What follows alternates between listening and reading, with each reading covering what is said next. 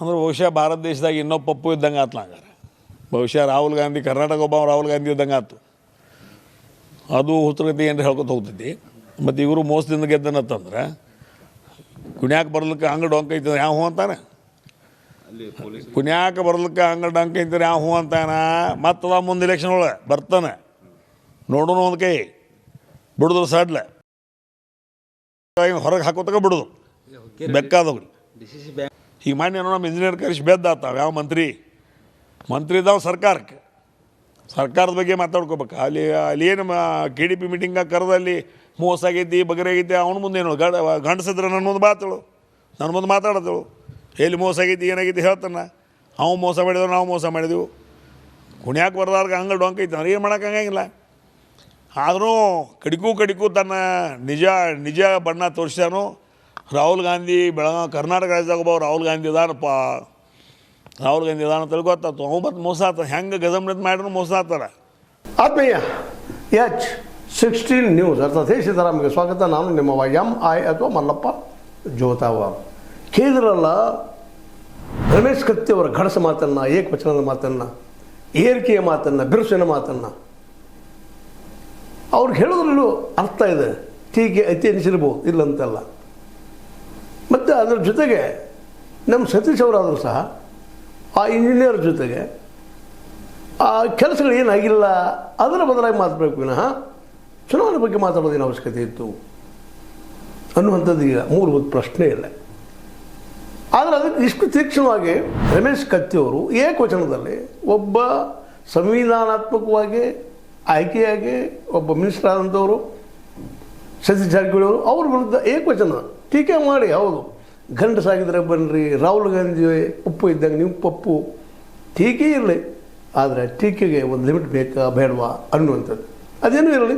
ಇನ್ನು ಸಮಾಜಕ್ಕೆ ಬಿಟ್ಟಂಥದ್ದು, ಜನಕ್ಕೆ ಬಿಟ್ಟಂಥದ್ದು ಅವ್ರು ಯಾವ ರೀತಿ ಸ್ವೀಕಾರ ಮಾಡ್ತಾರೋ ಗೊತ್ತಿಲ್ಲ. ಆದರೆ ಇಲ್ಲಿ ಮಾತ್ರ ಒಂದು ಕ್ಲಿಯರ್ ಆಗ್ತಾ ಇದೆ. ಬೆಳಗಾವಿ ಜಿಲ್ಲೆಯಲ್ಲಿ ಈಗ ರಿಫ್ಟ್ 2 ಭಾಗ ಆದಂಗೆ ಆಗಿಬಿಟ್ಟು ರಮೇಶ್ ಕತ್ತಿ ವರ್ಸಸ್ ಜಾರಕಿಹೊಳಿ ಸಹೋದರರು ಸತೀಶ್ ಜಾರಕಿಹೊಳಿ ಅವರು. ಮತ್ತು ಇದರಲ್ಲಿ ಸ್ಪಷ್ಟವಾಗಿ ಹೇಳ್ತಾ ಇದ್ದಾರೆ, ನಾನು ಹುಕ್ಕೇರಿಯಿಂದ ಅವರನ್ನು ಓಡಿಸುವವರೆಗೆ ನಾನು ನಿಲ್ಲೋದಿಲ್ಲ. ಅವ್ರು ಏನೋ ಕೇಳೋದು ನನ್ನ ಕೇಳಬೇಕು, ನನ್ನ ಜೊತೆ ಮಾತಾಡಬೇಕು, ಗಂಡ ಸಾಯಿದ್ರೆ ನನ್ನ ಮಾತಾಡಬೇಕು. ಯಾರು ಮೋಸ ಮಾಡಿದ್ದಾರೆ, ಎಲ್ಲಿ ಮೋಸ ಮಾಡಿದ್ದಾರೆ, ಹೆಂಗೆ ಮೋಸ ಮಾಡಿದ್ದಾರೆ, ಯಾವ ರೀತಿಯಾಗಿ ಮೋಸ ಮಾಡಿದ್ದಾರೆ ಅನ್ನೋದು ಉತ್ತರ ನಾನು ಕೊಡ್ತೀನಿ ಅದಕ್ಕೆ ಅಂತ ಹೇಳಿದ್ದಾರೆ. ಸರಿ, ಅದು ಇಲ್ಲಂತಲ್ಲ, ಮೋಸ ಯಾರು ಮಾಡಿದ್ದಾರೆ ಏನು ಇವರು ಅವರು ಹೇಳಿ ಇವರು ಹೇಳಿ. ಆದರೆ ಇಲ್ಲಿ ಇಲೆಕ್ಷನ್ಗಳು ಮಾತ್ರ ಯಾರ್ದು ಎಲೆಕ್ಷನ್ ಇರಲಿಲ್ಲ. ಒಂದು ಸಿಂಪಲ್ ಇಲ್ಲಿ ಮೋಸ ನಡೆಯುವಂಥದ್ದು, ಬೋಗಸ್ ಓಡಾಗುವಂಥದ್ದು ನಿರಂತರ ನಡೀತಾನೆ ಇರ್ತಾವೆ. ಇಲ್ಲಿ ನಡೆದಿಲ್ಲ ಅಂತ ತಿಳ್ಕೊಂಡು ರಮೇಶ್ ಅವರು ಇರ್ಬೇಕು, ಕಾನ್ಫಿಡೆನ್ಸ್ ಅದ ನಾವು ಮಾಡಿಲ್ಲ ಅಂತೇಳಿ. ಅದಕ್ಕೆ ಅವರ ಮಾತನ್ನು ಮಾತಾಡ್ತಾ ಇದ್ದಾರೆ. ಇನ್ನಾದರೂ ಪ್ರೂವ್ ಮಾಡೋದು ಎಲ್ಲೆಲ್ಲಿ ಬೋಗಸ್ ನಡೆದು ಅನ್ನೋದು ಸತೀಶ್ ಅವರು ಅದಕ್ಕೆ ಉತ್ತರ ಕೊಡಬೇಕಾಗ್ತದೆ. ಯಾಕಂದರೆ ಎಲ್ಲಿ ನಡೀತು, ಯಾವ ರೀತಿ ಮೋಸ ನಡೀತು, ಏನು ಮಾಡಿದರು ಅಂತೇಳಿ. ಮತ್ತು ಅವರು ಚಾಲೆಂಜ್ ಮಾಡಿದಾರಲ್ಲ, ಆ ಚಾಲೆಂಜ್ ಉತ್ತರ ಕೊಡಬೇಕಾಗಿದ್ದು ಸತೀಶ್ ಅವರ ಕರ್ತವ್ಯನೂ ಹೌದು. ಜೊತೆಗೆ ಒಂದು ಸಣ್ಣ ಮಿಸ್ಟೇಕ್ ಇಷ್ಟ, ಅವ್ರು ಕೇಳಿದ ತಪ್ಪಲ್ಲ, KDP ನಡೆಸಿದ ತಪ್ಪಲ್ಲ, KDPಯಲ್ಲಿ ಪ್ರಶ್ನೆ ಮಾಡಿದ್ದು ತಪ್ಪಲ್ಲ. ಆ ಕೆಲಸಗಳಿಗೆ ಸಂಬಂಧಿಸಿದಂಥದ್ದು ಅವು ಕೇಳಬೇಕು. ಎಲೆಕ್ಷನ್ ಅನ್ನೋದು ಬಂದಾಗ ಸಹಜವಾಗಿ ಎಲ್ಲ ಪಾರ್ಟಿಗಳು ಮಾಡ್ತಾ ಇದ್ದಾವೆ, ಇದರಲ್ಲಿ 2 ಮಾತಿಲ್ಲ. ಮುಂದೆ ಸ್ವಲ್ಪ ಆವೇಶದಲ್ಲಿ ಅವ್ರು BJPಗರಿದ್ದಾರೆ, ರಮೇಶ್ ಕತ್ತಿಯವರು ನಾವು ಪ್ರಾಮಾಣಿಕರು ಅಂತ ಮಾತು ಅವ್ರು ತಿಳ್ಕೊಂಡಿದ್ದಾರೆ. ಇರಲಿ, ತಪ್ಪೇನಾದ್ರು ಅದರಲ್ಲಿ. ಅದೇ ರೀತಿ ಕಾಂಗ್ರೆಸ್ಗಳು ನಾವು ಪ್ರಾಮಾಣಿಕರು ಅವ್ರು ಹೇಳ್ಕೊಳ್ತಾರೆ, ಅದು ಇರಲಿ. ಆದರೆ ಇವ್ರ ಮಧ್ಯದಲ್ಲಿ ಸತ್ಯ ಇರ್ತದೆ, ಆ ಮಾತು ಬೇರೆ. ಅದನ್ನೆಲ್ಲ ಈ ಚರ್ಚೆಗೆ ಮುಖ್ಯ ಅಲ್ಲ. ಈಗ ನಾವು ಮುಖ್ಯವಾಗಿ ಮಾತಾಡುವಂಥದ್ದು ವಿಷಯ ಏನಪ್ಪ ಅಂದರೆ, ಬೆಳಗಾವಿ ಜಿಲ್ಲಾ ವಿಷಯದಲ್ಲಿ ಇನ್ನು ಮುಂದೆ ನಡೆಯುತ್ತಿರುವಂತಹ ಎಲ್ಲ ಚುನಾವಣೆಗಳಲ್ಲಿ ಹೆಚ್ಚು ಕಡಿಮೆ ಜಾರಕಿಹೊಳಿ ವಿರೋಧವಾಗಿ ಇಲ್ಲೇ ರಮೇಶ್ ಕತ್ತಿ ಅಥವಾ ಕತ್ತಿ ಕುಟುಂಬದವ್ರು ನಿಲ್ಲೋದು ಗ್ಯಾರಂಟಿ ಅನ್ನೋದು ನಿಶ್ಚಿತ ಆಗಿದೆ. ಹೀಗಾಗಿ ಜಿಲ್ಲೆಯ ಈ ಒಂದು ವಿಭಾಗ ಅಥವಾ ಈ ಜಿಲ್ಲೆಯ ಈ ಒಂದು ಸ್ಥಿತಿ ಇವತ್ತು ಕಾಂಗ್ರೆಸ್ ಮತ್ತು BJP ಅನ್ನೋಕ್ಕಿಂತಲೂ BJPಗರಲ್ಲಿ ಒಂದು ನಾವು ಸ್ವಭಾವ ನೋಡಿದ್ದೀವಿ. ಮೊನ್ನೆ ಈಗ ನಮ್ಮ ಚರ್ಚೆ ಮಾಡಿದ್ದೀವಿ ನಾವು ಆ ದಿಶೆಯಲ್ಲೇ. ಕಾಂಗ್ರೆಸ್ನಲ್ಲಿ ಒಡಕು ಜಾಸ್ತಿ ಅಂತ ಅನ್ನಿಸ್ತದೆ. ಆದರೆ BJPಗರಲ್ಲಿ ಅವ್ರು ತಪ್ಪು ಮಾಡಲಿ ಒಪ್ಪು ಮಾಡಲಿ ಅವರಲ್ಲಿ ಒಡಕದಿಲ್ಲ ಅಂತಲ್ಲ, ಅದು ಜಲ್ದಿಯಾಗಿ ಒಂದಾಗ್ತಾ ಇದ್ದಾರೆ ಅನ್ನುವಂಥ ಆ ದಿಶೆಯಲ್ಲಿ ನಾವು ಹಿಂದೊಂದು ಮಾಡಿದ್ವಿ ನಾವು ಕಾರ್ಯಕ್ರಮವನ್ನು. ಬೆಳಗಾವಿ ಜಿಲ್ಲೆಯಲ್ಲಿ ಕಾಂಗ್ರೆಸ್ ವೀಕ್ ಆಗ್ತಾ ಇದೆ, ಅದೇ ಕಾಲಕ್ಕೆ BJP ಸ್ಟ್ರಾಂಗ್ ಆಗ್ತಾ ಇದೆ ಅನ್ನೋಂಥ ಮಾತನ್ನು ಆ ಎಲ್ಲ ನೆಲೆಗಟ್ಟಿನಲ್ಲಿ ಮುಂಬರುವ ದಿನಗಳಲ್ಲಿ ಇದು ಇವತ್ತಿನ ಅದರಲ್ಲೂ ಈಗ ನಡೆದಂಥ ಘಟನೆಯಿಂದಾಗಿ ಸಹಜವಾಗಿ ಇದು ಕೆರಳಿಸುವಂಥ ವಿಷಯ. ಇದಕ್ಕೆ ಜಾರಕಿಹೊಳಿ ಅವರು ಸಹಿತ ಮೋಸ್ಟ್ಲಿ ಯಾವ ರೀತಿಯಾಗಿ ಉತ್ತರ ಕೊಡ್ತಾರೆ ಅದು ಅವ್ರ ಮೇಲೆ ಡಿಫೆಂಡ್ ಇದ್ದಂಥದ್ದು. ಬಟ್ ಈಗ ಮಾತ್ರ ಸ್ಪಷ್ಟ ಆಗ್ಯದ. ಇವೆಲ್ಲ ಮಾತುಗಳಿಂದ ಇವತ್ತು ಕತ್ತಿ ಅವರು ತಮ್ಮದೇ ಆದಂಥ ಒಂದು ಪ್ರಬಲವಾದ ತಂಡವನ್ನು, ಜೊತೆಗೆ BJPಯಲ್ಲಿ ಪ್ರಮುಖ ಸ್ಥಾನವನ್ನು ಪಡ್ಕೊಳ್ಳುವಂಥ ಎಲ್ಲ ಸಾಧ್ಯತೆಗಳಿಗೆ ಬರೋ ಜೊತೆಗೆ ಬಿ ಜೆ ಪಿಯನ್ನು ಇನ್ನಷ್ಟು ಜೋರಾಗಿ ಬೆಳೆಸುವಂಥದ್ದು ಮುಂಬರುವ ಚುನಾವಣೆಯಲ್ಲಿ ಮಾತ್ರ ನಿಶ್ಚಿತವಾಗಿ ಎಲ್ಲ ಸವಾಲಾಗುವಂಥ ಸಾಧ್ಯತೆಗಳಿದ್ದಾವೆ. ಜೊತೆಗೆ ಈ ಒಂದು ಸ್ಟ್ಯಾಂಡನ್ನು ನೋಡಿದಾಗ ಈ ಸ್ಟ್ಯಾಂಡ್ ನಿಶ್ಚಿತವಾಗಿಯೂ ಒಂದಿಷ್ಟು ಆವೇಶದ್ದನಿಸಿದರೂ ಸಹ ನಿಶ್ಚಿತವಾಗಿ ಜಾರಕಿಹೊಳಿ ಬ್ರದರ್ಸ್ ಅವರಿಗೆ ಇದು ಮುಂಬರುವ ದಿನಗಳಲ್ಲಿ ಇನ್ನಷ್ಟು ಕಷ್ಟದ ಅಥವಾ ಒಂದಿಷ್ಟು ಡಿಫಿಕಲ್ಟ್ ಟೈಮ್ ಬರ್ಬೋದು ಎನ್ನುವಂಥ ಅಂದರೂ ಸಹ ಅವರಲ್ಲೂ ಸಹ ಜಿದ್ದಾದ ಅವರಲ್ಲೂ ಸಹ ಈ ಇಂಥ ರಾಜಕೀಯದಲ್ಲೇ ಪ್ರವೀಣರಿದ್ದಾರೆ.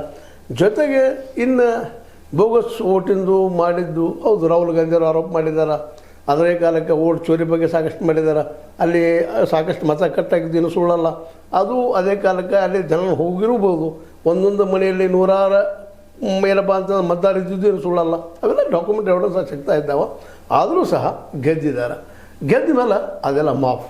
ಇಲ್ಲಾಂದರೆ ಚುನಾವಣಾ ಕಮಿಷನಲ್ಲಿ ಆ್ಯಕ್ಚುಲಿ ಸತೀಶ್ ಅವರು ಅಷ್ಟು ಅವ್ರಿಗೆ ಕಾನ್ಫಿಡೆನ್ಸ್ ಇದ್ದರೆ ಚುನಾವಣಾ ಕಮಿಷನ್ ಹೋಗಿ ಇದನ್ನು ಎನ್ಕ್ವೈರಿ ಮಾಡಿದ್ರೆ ಹಚ್ಚಬಹುದಿತ್ತು. ಯಾಕೆ ಸ್ವತಃ ಮಿನಿಸ್ಟರ್ ಇರೋದರಿಂದಾಗೆ, ಸಹಜವಾಗಿ ಅವ್ರ ಅಧಿಕಾರ ಇರೋದರಿಂದಾಗೆ ಅಲ್ಲಿ ಏನು ನಡೆದದ, ಮೋಸ ಏನು ನಡೆದದ ಅನ್ನೋದನ್ನು ಪ್ರೂವ್ ಮಾಡಬೇಕಾಗಿತ್ತು. ಅದರ ಬದಲಾಗಿ ಈ ಒಂದು ಸಂಸ್ಥೆ, ವಿದ್ಯುತ್ ಸಂಘದ ಸಂಸ್ಥೆಯ ಇಂಜಿನಿಯರ್ ಜೊತೆ, ಚೀಫ್ ಇಂಜಿನಿಯರ್ ಜೊತೆಗೆ ಅವರು ಮಾತಾಡಬಾರ್ದಾಗಿತ್ತು ಅನ್ನೋದು ಒಂದು ಚಿಕ್ಕ ಒಂದು ಅಭಿಪ್ರಾಯ. ಇದರಲ್ಲಿ ಎರಡು ಮಾತಿಲ್ಲ. ಅದಕ್ಕಾಗಿ ರಭಸದಿಂದ ಏನೋ ರಮೇಶ್ ಅವರು ಮಾತಾಡಿದ್ದಾರೆ. ಅದೇ ಕಾರಣ ರಮೇಶ್ ಅವರಿಗೂ ಒಂದು ಮಾತು ಹೇಳುವಂಥದ್ದು, ನಮ್ಮ ಕತ್ತಿಯವರಿಗೆ ಸಾಕಷ್ಟು ಜೆಂಟ್ಲ್ಮನ್ ಇದ್ದಾರೆ, ಅವರು ತಿಳುವಳಿಕೆ ಅದ, ಪ್ರಜ್ಞೆ ಅದ, ಜೊತೆಗೆ ಮಾತಿನ ಮಲ್ಲರು ಇದ್ದಾರೆ. ಆದರೆ ಇಂಥ ಭಾಷೆಯನ್ನು ಬಳಸೋದು ರಾಜಕೀಯದಲ್ಲಿ ಒಳ್ಳೆಯದಲ್ಲ. ಅವರು ಪ್ರಬಲ ವೈರಿ ಇದ್ದಾರೆ, ವಿರೋಧ ಅದ, ಎಲ್ಲನೂ ಇರಲಿ. ಯಾಕಂದ್ರೆ ನಿಂತು ನೀರೆಲ್ಲ ಸ್ವತಃ ಅವರು ಹೇಳ್ತಾರೆ. ಹಿಂದೆ ಒಂದು ಕಾಲಕ್ಕೆ ಅವರು ಅಗ್ದಿ ಗಳಕ್ಷ ಕಂಠಸ್ಥ ಇದ್ದರು, ಇವತ್ತು ಎದುರಾಳಿಗಳಾಗಿದ್ದಾರೆ. ಆದರೂ ಸಹ ಒಂದು ಏನಪ್ಪ ಅಂತಂದ್ರೆ ನಾಗರಿಕ ಒಂದು ಮಾನಸಿಕ ಸ್ಥಿತಿ ಇರ್ತದೆ ಅಥವಾ ವ್ಯವಸ್ಥೆ ಇರ್ತದೆ, ಅದನ್ನು ಕಾಪಾಡಿಕೊಂಡು ಹೋಗ್ಬೇಕಾಗಿದ್ದು ಎರಡೂ ಕಡೆ ಜನರ ಒಂದು ಕರ್ತವ್ಯ ಅಂತ ನಾನು ಸಂದರ್ಭ ಹೇಳ್ತಾ ಇದ್ದೀನಿ. ಚುನಾವಣೆ ಅಂದರೆ ಅದನ್ನು ಯುದ್ಧ ಅಲ್ಲ ಇವತ್ತು, ಅವೆಲ್ಲ ಮುಗಿಸೋದಂಥ ಘಟನೆಗಳು ಇವತ್ತು.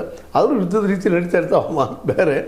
ಆದರೆ ಈ ಒಂದು ವಿಷಯದಲ್ಲೇ ಎರಡೂ ಕಡೆ ತಪ್ಪಾಗಿದ್ದಾವೆ. ಒಂದು ಕಡೆ ಸತೀಶ್ ಅವರು ಇಂಜಿನಿಯರ್ ಜೊತೆಗೆ ಕೇವಲ ಏನು ಕೆಲಸ ಆಗಿಲ್ಲ, ಏನು ತಪ್ಪುಗಳಾಗಿದ್ದಾವೆ, ಜನಕ್ಕೆ ಏನು ತೊಂದರೆ ಆಗ್ಯದ ಅದನ್ನು ಅವ್ರು ಕೇಳುವಂಥ ಅವ್ರಿಗೆ ನೈತಿಕ ಹಕ್ಕದ, ಕಾನೂನಾತ್ಮಕ ಹಕ್ಕದ ಕೇಳಿ.